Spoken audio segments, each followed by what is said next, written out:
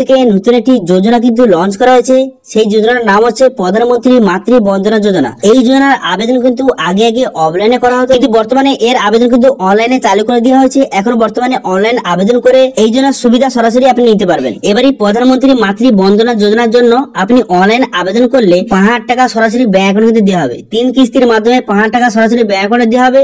তো সেই জন্য আজকের ভিডিওতে আপনাদের দেখাবো যে এখানে কিভাবে রেজিস্ট্রেশন করবেন, রেজিস্ট্রেশন করার জন্য কি কি ডকুমেন্টস লাগবে এবং কারা কারা রেজিস্ট্রেশন করতে পারবেন এবং কিভাবে 5,000 টাকা সরাসরি ব্যাংক অ্যাকাউন্টে নিতে পারবেন, তার স্টেপ বাই স্টেপ প্রসেস কিন্তু আজকের ভিডিওতে আপনাদের দেখাবো। সেই জন্য ভিডিওটা প্রথম থেকে শেষ পর্যন্ত অবশ্যই দেখবেন মনোযোগ সহকারে, এবং আমাদের চ্যানেলে প্রথমবার ভিজিট করে থাকলে আমাদের চ্যানেলটিকে সাবস্ক্রাইব করে রাখুন এবং পাশে থাকা বেল আইকনটিকে অন করে রাখুন, কারণ আমরা এরকম রিলেটেড নিত্য ভিডিও নিয়ে আসি। তো চলুন আজকে ভিডিওটা শুরু করা যাক। তো কিভাবে অনলাইন আবেদন করবেন সেটা বলার আগে আপনাদের বলবো যে কিভাবে টাকাটা দেওয়া হয় বা ক কিস্তির মাধ্যমে টাকাটা পাবেন সেটা একটু আপনাদের বলে দিই। তো যখন কিন্তু কোনো মহিলা প্রেগনেন্ট হবে, তারপরে যে আশা কর্মীর কাছে গিয়ে একটা রেজিস্ট্রেশন করতে হয়, সেই রেজিস্ট্রেশনের পর এই 1,000 টাকা কিন্তু আপনাকে প্রোভাইড কিন্তু করবে। এটা কিন্তু ফার্স্ট ইনস্টলমেন্ট 1,000 টাকা প্রোভাইড করবে। তারপরে 6 মাস পর একটা কিন্তু আপনাকে চেক আপ করতে হয়। যে কিন্তু প্রেগনেন্ট মহিলা তার কিন্তু একটা চেক আপ হয়, সেটা হচ্ছে NSE চেক আপ বলে একটা চেক আপ কিন্তু করা হয়। সেই চেক আপটার পর কিন্তু 2,000 টাকা সেকেন্ড ইনস্টলমেন্ট কিন্তু দেওয়া হবে। তারপরে তৃতীয় ইনস্টলমেন্ট 2,000 টাকা কখন দেওয়া হবে? যখন কিন্তু যে মহিলা প্রেগনেন্ট ছিল তার যখন কোনো সন্তান হবে এবং সেই সন্তানের যখন বার্থ সার্টিফিকেটের জন্য রেজিস্ট্রেশন করবেন, তখন কিন্তু আরো 2,000 টাকা দেওয়া হবে। এই মিলে টোটাল কিন্তু 5,000 টাকা মহিলাদের দেওয়া হবে এই প্রধানমন্ত্রী মাতৃ বন্দনা যোজনার মাধ্যমে। ঠিক আছে, সেই জন্য যারা যারা বর্তমানে গর্ভবতী মহিলা অথবা যারা প্রেগনেন্ট মহিলা, তারা কিন্তু এই যোজনার জন্য অনলাইনে কিন্তু রেজিস্ট্রেশন করতে পারবেন। এবার অনলাইন আবেদন কিভাবে করবেন? অনলাইন আবেদন করার জন্য প্রথম যে এই অফিসিয়াল ওয়েবসাইট, এখানে কিন্তু চলে আসবেন। এর লিঙ্ক ভিডিও ডেসক্রিপশনে দিয়ে দেবো, সেখান থেকে ডাইরেক্ট এখানে চলে আসবেন। চলে আসার পর এখানে 3 ডট একটা অপশন দেখতে পাচ্ছেন, এই অপশনে আপনি ক্লিক করবেন। এই অপশনে ক্লিক করে দেওয়ার পর তারপরে আপনি দেখতে পাবেন নিচে দিকে আসবেন। নিচে দিকে আসার পর একটি লগ ইন বলে একটা অপশন কিন্তু রয়েছে, এই লগ ইন অপশনে আপনি কিন্তু ক্লিক করে দেবেন। ঠিক আছে, এই লগ ইন অপশনে ক্লিক করবেন। এই লগ ইন অপশনে ক্লিক করে দেওয়ার সঙ্গে সঙ্গে আপনার সামনে নতুন একটি পেজ কিন্তু এইভাবে ওপেন হয়ে যাবে। হয়ে যাওয়ার পর এরপর কিন্তু এখানে দেখতে পাচ্ছেন সিটিজেন লগ ইন বলে অপশন রয়েছে, এই অপশনটা আপনি সিলেক্ট করবেন। এই অপশন সিলেক্ট করে নেওয়ার পর তারপরে মোবাইল নাম্বার, আপনার মোবাইল নাম্বার বসিয়ে ভেরিফাই অপশনে ক্লিক করবেন। এই ভেরিফাই অপশনে ক্লিক করে দেওয়ার পর তারপরে এখানে নাম, এখানে কিন্তু নাম বসিয়ে নেওয়ার পর এখানে রিলেশনশিপ উইথ বেনিফিশিয়ারি, অর্থাৎ যদি যে প্রেগনেন্ট মহিলা যদি স্বামী যে রয়েছে সে যদি অনলাইন আবেদনটা করে তার নামটা এখানে বসিয়ে নেবেন। বসিয়ে নেওয়ার পর রিলেশনশিপ, এখানে তো সবার নিচে যে অপশনটা এটা সিলেক্ট করে নেওয়ার পর ক্রিয়েট অ্যাকাউন্ট অপশনে ক্লিক করবেন। ক্রিয়েট অ্যাকাউন্ট অপশনে ক্লিক করে দেওয়ার সঙ্গে সঙ্গে আপনার সামনে এমন একটি পেজ কিন্তু ওপেন হয়ে যাবে। এখানে দেখতে পাচ্ছেন আপনার অ্যাকাউন্টে কিন্তু ক্রিয়েট সাকসেসফুলি হয়ে গেছে। তারপর যেই মোবাইল নাম্বারটা এখন দিয়ে রেজিস্ট্রেশন করলেন, সেই মোবাইল নাম্বার দিয়ে ভেরিফাই অপশনে ক্লিক করলে মোবাইল নাম্বারে একটা ওটিপি আসবে। সেই ওটিপিটা বসিয়ে ক্যাপচারে বসিয়ে এখানে ভ্যালিডেট বাটনে ক্লিক করবেন। ভ্যালিডেট বাটনে ক্লিক করে দেওয়ার সঙ্গে সঙ্গে তারপর কিন্তু আপনার সামনে ড্যাশবোর্ডটি কিন্তু ওপেন হয়ে যাবে। ড্যাশবোর্ডটি এইভাবে ওপেন হয়ে যাওয়ার পর তারপরে 3 ডট অপশন দেখতে পাচ্ছেন, এই অপশনে আপনি ক্লিক করবেন। এই অপশনে ক্লিক করে দেওয়ার পর তারপর এখানে দেখতে পাচ্ছেন অপশন রয়েছে যে ডাটা এন্ট্রি বলে একটা অপশন রয়েছে, এই অপশনে আপনি ক্লিক করবেন। ঠিক আছে, ডাটা এন্ট্রি অপশনে ক্লিক করবেন।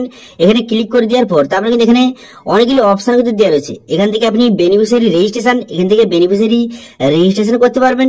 এছাড়া কিন্তু কোনো শিশুর যে আপডেট এখানে করতে পারবেন, শিশুর যে ডিটেইলস গুলি এখান থেকে আপডেট খুব সহজে করতে পারবেন। এছাড়া কিন্তু এখানে দেখতে পাচ্ছেন আপনার ব্যাংক অ্যাকাউন্ট কিন্তু এখান থেকে আপডেট করতে পারবেন। এছাড়া কিন্তু আপনি যে অ্যাপ্লাই করবেন তার স্ট্যাটাস এখান থেকে খুব সহজে আপনি চেক করতে পারবেন। ঠিক আছে, তো একে একে সব দেখাবো। প্রথমে দেখাবো যে বেনিফিশিয়ারি রেজিস্ট্রেশন। তো বেনিফিশিয়ারি রেজিস্ট্রেশন কিভাবে করবেন?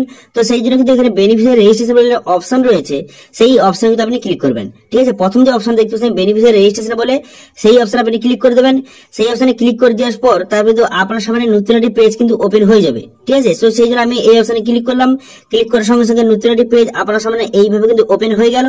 ওপেন হয়ে যাওয়ার পর তারপরে এখান থেকে কিন্তু কিছু ডিটেইলস আপনাকে বসাতে হবে। তো প্রথম থেকে দেখতে পাচ্ছেন বেনিফিশিয়ারি রেজিস্ট্রেশন, এখানে কিন্তু পার্সোনাল প্রোফাইল, এখানে পার্সোনাল ডিটেইলস কিন্তু বসাতে হবে। প্রথম এখানে বলা হয়েছে যে বেনিফিশিয়ারি সে কিন্তু গভর্নমেন্ট এমপ্লয়ি যদি হয়ে থাকে তারা কিন্তু ইয়েস বাটনে ক্লিক করবেন অথবা এখানে নো করে দেবেন।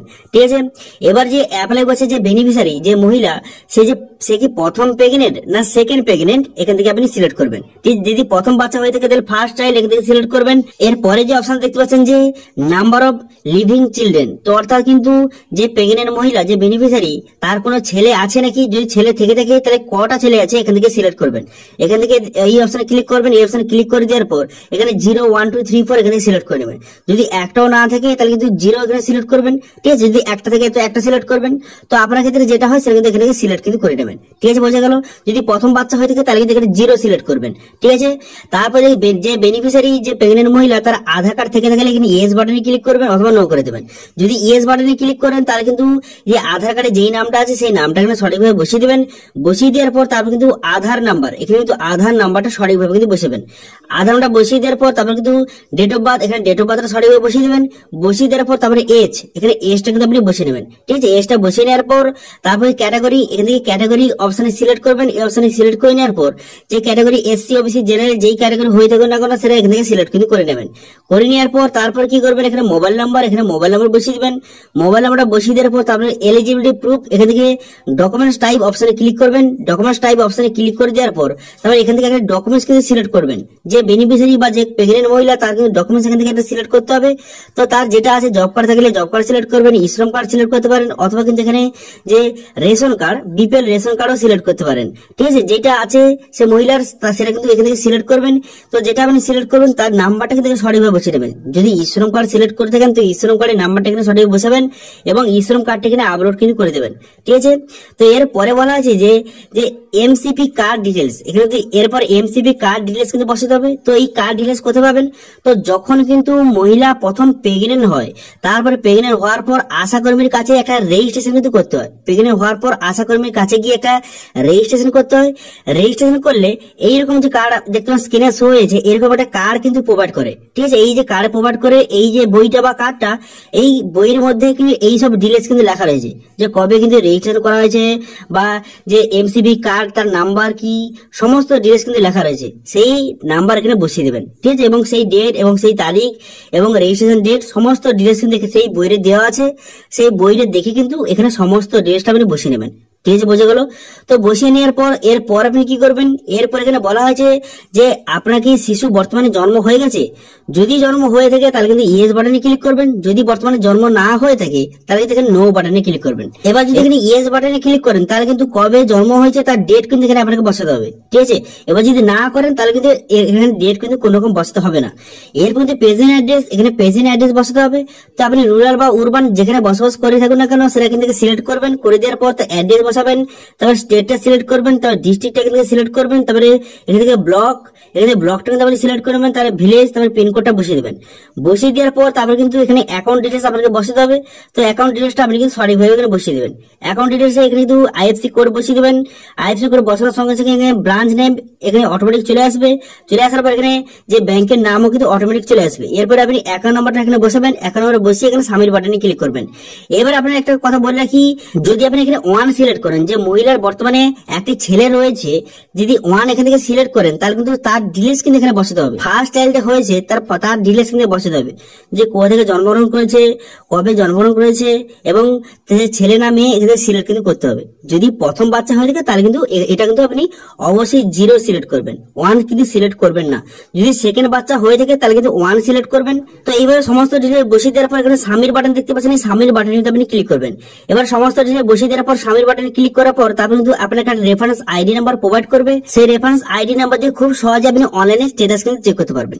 সেটা দেখানোর আগে আপনাদের বলে দিই যে বর্তমানে যে মহিলা বর্তমানে প্রেগনেন্ট রয়েছে, বাচ্চা কিন্তু হয়নি, প্রেগনেন্ট যে রয়েছে, এবার পরবর্তীকালে যখন বাচ্চা হয়ে যাবে তার কিন্তু ডিটেইলস এখান থেকে আপডেট কিন্তু করতে পারবেন। আপডেট অপশনে ক্লিক করে আপডেট করতে পারবেন। এবার স্ট্যাটাস চেক করে যখন ট্র্যাক অ্যাপ্লিকেশন স্ট্যাটাস অপশনে ক্লিক করবেন তারপর কিন্তু আপনার সামনে এমনটি পেজ ওপেন হয়ে যাবে এবং এখানে সমস্ত ডিটেইলস কিন্তু লেখা থাকবে যে আপনি অ্যাপ্লাই করছেন তার স্ট্যাটাস বর্তমানে কি, এখানে অ্যাপ্রুভ হলো কি হলো না, এখানে সমস্ত ডিটেইলস কিন্তু লেখা থাকবে, ঠিক আছে, বোঝা গেল। তো এইভাবে খুব সহজে আপনি অনলাইনে যে প্রধানমন্ত্রী মাতৃ বন্দনা যোজনার জন্য অনলাইনে আবেদন কিন্তু করতে পারবেন। যারা কিন্তু সবেমাত্র প্রেগনেন্ট হয়েছে এবং যারা কিন্তু বর্তমানে যে আশাকর্মীর কাছে গিয়ে এই যে বইটা করেছে, এই বইটা করার পর তারপর কিন্তু আপনি অনলাইনে খুব সহজে আবেদন কিন্তু করতে পারবেন। 3 কিস্তির মাধ্যমে 5 টাকা সরাসরি আপনার ব্যাংক অ্যাকাউন্টে নিতে পারবেন, ঠিক আছে, বোঝা গেল, ক্লিয়ার। তো এই বিষয়ে যদি আপনার কোনো রকম সমস্যা থেকে থাকে তাহলে কিন্তু অবশ্যই কমেন্ট করুন, আমি অবশ্যই তার রিপ্লাই করব।